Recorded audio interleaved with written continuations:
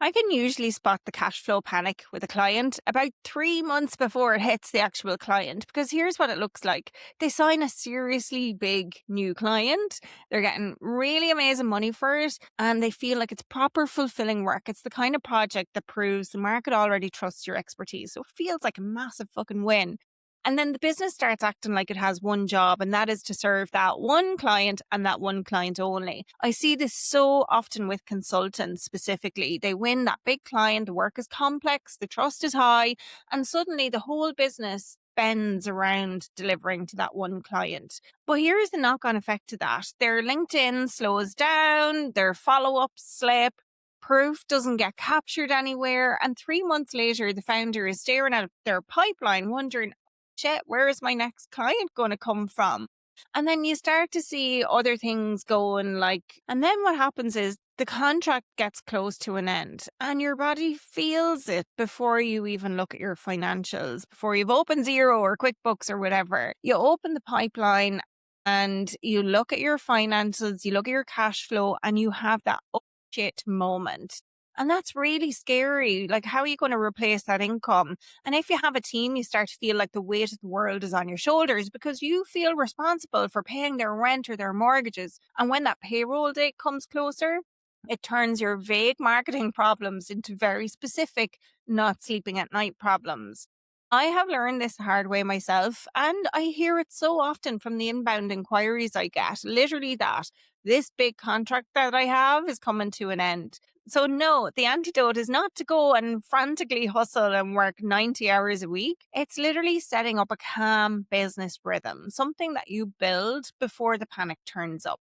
Think about it like this: big clients often take 3 to 6 months from the time they engage to the time they close. So, future clients need time to trust you before they buy.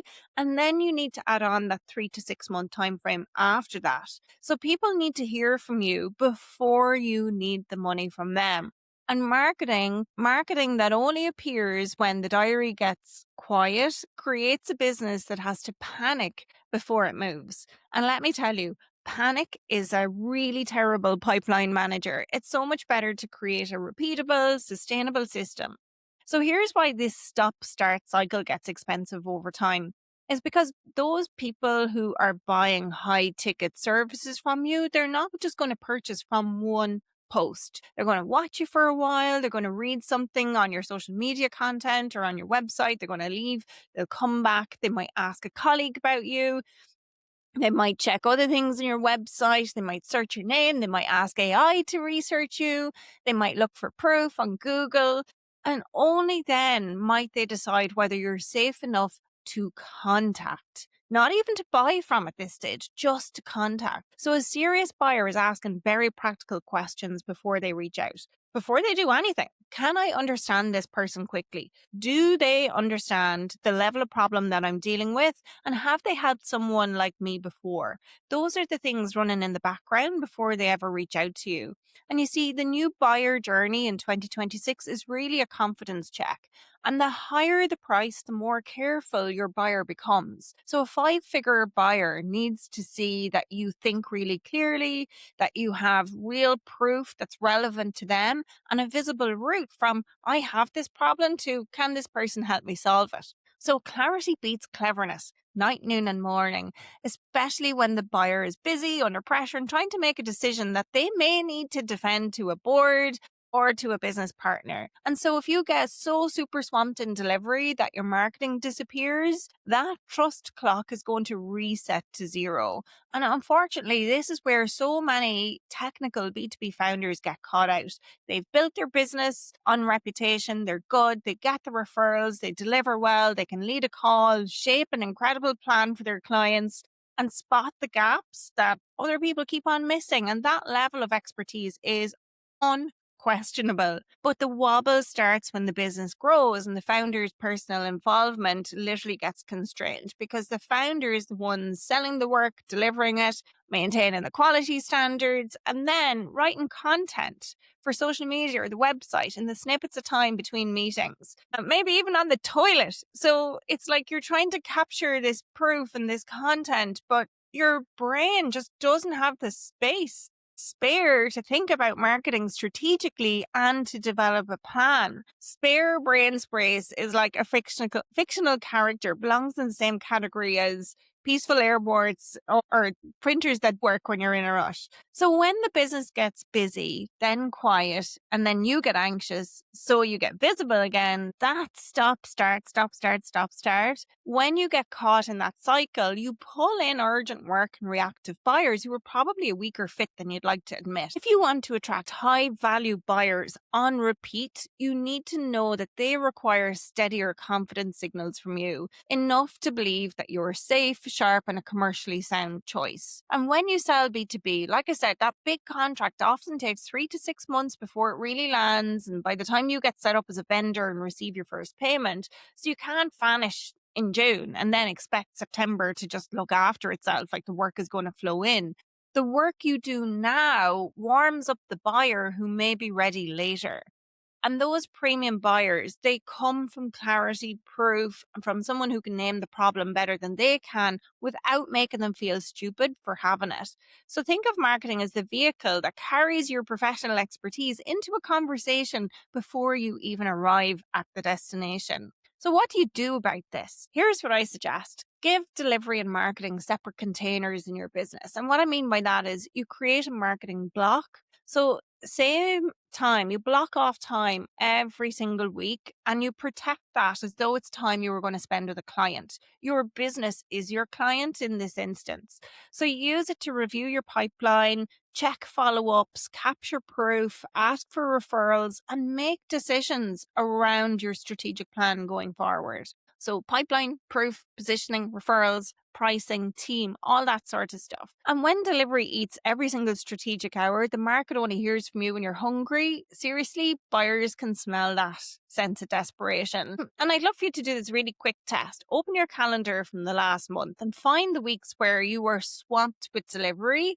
And now check what happened to your marketing in those same weeks. Did your content slow down? Did follow-up slip? Did the referral asks disappear? And if they did, your marketing still depends on you being in that calm, spacious mood that we know doesn't really exist. And that system is what breaks when you're under pressure.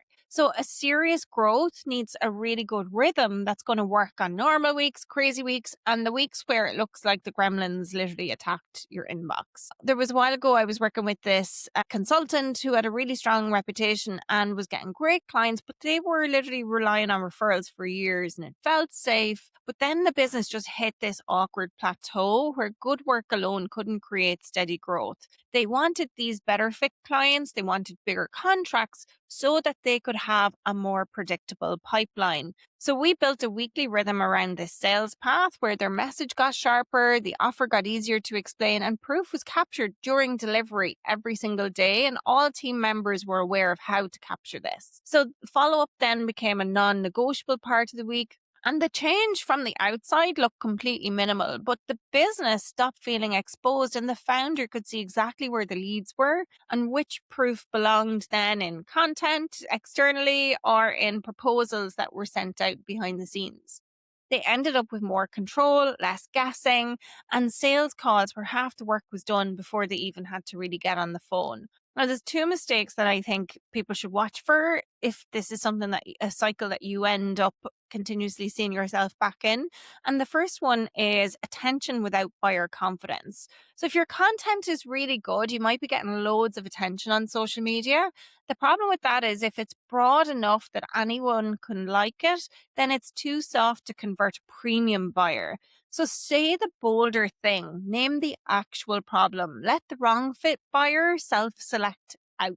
That's good. The second, hiring any help beyond a VA before you've done the foundational work on your message. Because sure, a contractor can help you hit publish, an agency can help you get the message out, but a confused message amplified is just amplified confusion. So get the foundations right before you pay people to spread the word about your business. Otherwise, you're buying speed before you've chosen a direction that you're heading in. So if you want to make sure that you don't end up in this stop-start cycle, do this week. Review your pipeline, really go through it with a fine-tooth comb, and then Block some time in your calendar each week for business leadership. And if 10 hours, if that feels impossible for you, start with 3 and then ask yourself honestly, what keeps getting priority over future revenue? And if you need some help creating a sustainable plan for your marketing, do the marketing assessment and get a detailed marketing report outlining your next steps. It shows you exactly where a serious buyer is losing trust or having to work too hard to hire you. You can use the link below.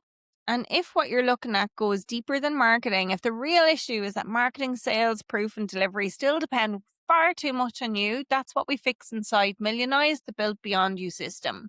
The link for that's in the description too, because a business that still runs through the founder is a business with a ceiling, and that ceiling gets more expensive the longer it stays in place. So resist the urge to fix stop-start marketing with a frantic batch of posts.